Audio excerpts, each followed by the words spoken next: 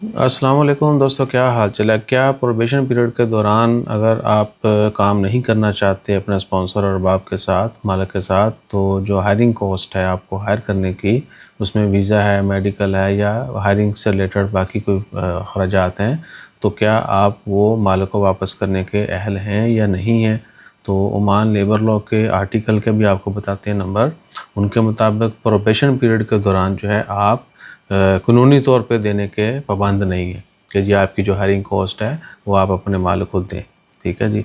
हाँ, अगर आपने म्यूचुअल एग्रीमेंट कर लिया है तो फिर जो भी आपने एग्रीमेंट किया है, जो भी चीज़ आपने डिसाइड की है, जो भी ज़ुबान तय हुई है, फिर आपने उसके ऊपर अमल करना ही करना है। ठीक है। लेबर लॉ के मुताबिक जो है, ओमान लॉ के मुताबिक ये चीज़ें लाजमी नहीं है। 14 जून 2025 को हफ्ते का दिन था। उस दिन तो खबर आई थी टाइम्स ऑफ ओमान में। ठीक है जी। आप चेक कर लें, क्योंकि इस तरह की चीज़ों के ऊपर लोग हमें क्रिटिसाइज़ बहुत करते हैं, कितों काट लेंदे हो खबर। ये सारी इन्फॉर्मेशन शेयर की गई हैं। ये लॉ फर्म के बंदे हैं जिन्होंने टाइम्स ऑफ ओमान को सारा इंटरव्यू दिया है। तो ख़बर में आपको काफ़ी बड़ी है, तफसीलात लिखी हैं, बाकी भी इन्फॉर्मेशन है। तो विल एम्प्लॉय पे for visa hiring cost when resigning during probation in Oman. Probation period क्या है कि जब आप कहीं नई जगह पे काम करते हैं तो आपको 1, 2, 3 महीने, जनरली 1 महीना होता है या 3 महीने होता है, कहीं कहीं पार्टी एक दूसरे को जकड़ने के लिए 6 6 महीने भी करते हैं। तो जो भी कह लें कि प्रोबेशन पीरियड आपका डिसाइड हुआ है कि जी ये आपकी ड्यूरेशन के जो पहले 3 महीने या पहला महीना, पहले 6 महीने जो है वो प्रोबेशन होगा। और अगर आप छोड़ते हैं तो जनरली 3 महीने होता है। और नोटिस पीरियड जो है वो 3 महीने, स्टार्ट में भी और एंड में भी। अगर रिज़ाइन करते हैं तो 3 महीने नोटिस जो है वो सर्व करेंगे। और तो आप नए हैं, आपने जॉब चेंज की है या फर्स्ट टाइम आए हैं ओमान में, प्रोबेशन पीरियड है और समझ नहीं आई काम करने की, आप छोड़ के जाना चाहते हैं, तो आप कानूनी तौर पे अहल नहीं है कि आप आपकी हायरिंग कॉस्ट जो है, जो कि वीज़ा हो गया, मेडिकल हो गया या कोई और भी अगर टिकट वगैरह दी है या बाकी खर्चे जो हैं वो आप पे करें। ठीक है जी। अब इसमें सिर्फ हायरिंग कॉस्ट है, इसमें आपका जो है ना खाना पीना हो गया, इधर रहायश, ये वो सब कुछ इंक्लूड नहीं है। अगर एम्प्लॉयर आपको वो भी दे रहा है और आपने उसका पे करना है, या वो पैकेज में फ्री था लेकिन बाद में वो डिमांड कर रहा है, वो चीज़ें आप जहन में रखें, क्योंकि इसी भी चीज़ जो है ना इधर उधर थोड़े जहन ख्याल है ना, मैं इसलिए पहले बता रहा हूँ ये चीज़ें होती हैं। तो speaking exclusively to the Times of Oman our representative from Mohammed Ibrahim law firm, a leading law office in sultanate Oman under article 31। Oman labour law जो है आर्टिकल 31 के तहत एम्प्लॉयर और recruitment agencies are not allowed to charge any amount to the employee for recruitment अगर the include visa fee, hiring cost, medical treat or any other employment related expenses. These costs are strictly to employer's responsibility.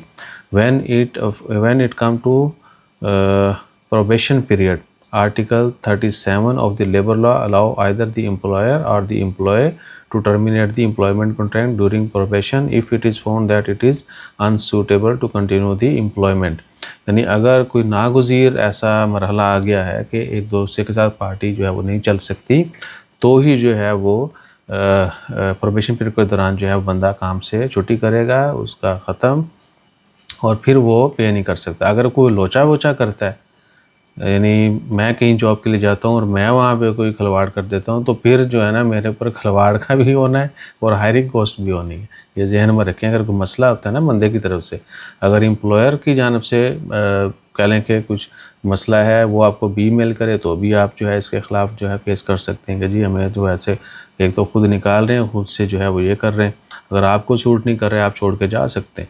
ठीक है, मगर smoothly आपको exit करना होगा। ये नहीं है कि आपके ऊपर कोई ऑब्जेक्शन है और पार्टियाँ एक दूसरे के साथ जो है वो नहीं कंटिन्यू करना चाहती। बहुत सारी जगहों पे जॉब डिस्क्रिप्शन का इशू होता है, तो जब भी आपने कोई एग्रीमेंट करना है, बहुत सारी चीज़ों को सोच समझ के करना है। एम्प्लॉयर जो है उसके पास 100 रास्ते होते हैं, बंदा सुपर नीडी होता है तो उसको सिर्फ एक रास्ता नज़र आ रहा है पैसे का। ये चीज़ जहन में रखिएगा। तो minimum of 7 days notice must be given by the other party. Probation period में भी आपने अगर किसी के साथ कंटिन्यू नहीं करना है तो 7 दिन का नोटिस पीरियड देना है। और there is no legal requirement for the employer to repay or any other visa hiring cost if they decide the resign during this period. Doctor Mohammed Ibrahim Zadjali की जानब से ये सारा कुछ इन्फॉर्मेशन शेयर की गई है। अच्छा जी, according to article 4 of the labour law, the any clause in the employment contract that contracted the law is invalid even if the employee has signed it.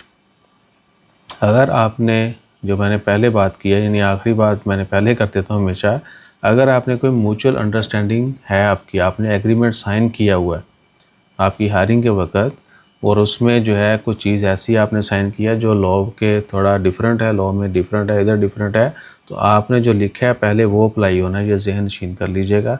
ये हर जगह पे अप्लाई होता है कि आपकी जो म्यूचुअल एग्रीमेंट है वो भी मैटर करता है, लेकिन वो भी ये नहीं है कि बिल्कुल टोटली अगेंस्ट हो लोकल लॉ के, ठीक है ना। अक्सरियत करती है कि जी वो जो लॉज़ हैं उस मुल्क के कानून हैं उनको हर साइड पर रख के अपने जो फ़ायदे के लिए कानून है वो लिखवा लेते हैं कि अच्छा हमारी ये टर्म्स एंड कंडीशन है, वो भी मुनासिब होनी चाहिए।